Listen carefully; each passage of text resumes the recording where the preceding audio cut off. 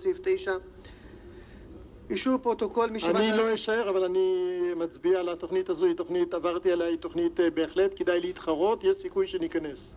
נכון. יש לנו את הפוטנציאל ועדת... להיכנס. כן, כן, זה הרבה כסף לעיר, זה טוב. אז בת שבע תרשמי שאני בעד, גם אם אני לא אהיה פה.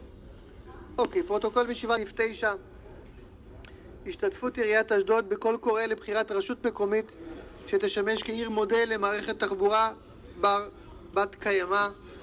עורך דין אמיר, בבקשה. לא, אני. לא, דינה. אני. להלן הצעת ההחלטה. מועצת העירייה מאשרת בזאת את השתתפות העירייה בתוכנית שבנדון. מועצת העירייה ממנה את מר שלמה נער, נושא תעודת זהות 0512084778, המשמש כמהנדס העיר להיות נציג העירייה לצורך תוכנית זו. נציג העירייה הנ"ל ישמש בין היתר כנציג העירייה בכנס המציעים מטעם המזמין, כנציג העירייה בוועדות ההיגוי מטעם הממשלה, ויהווה את הכתובת לטיפול בכל ההיבטים העירוניים מטעם העירייה. מועצת העירייה ממנה ועדת היגוי עירונית בראשותו של נציג העירייה מר שלמה נער.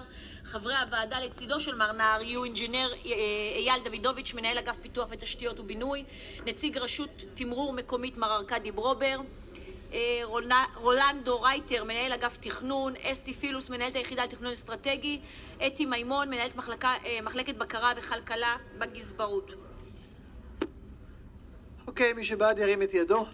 מי נמנע? מי נגד? פה אחד. בלי מצלחה לוועדה הזו.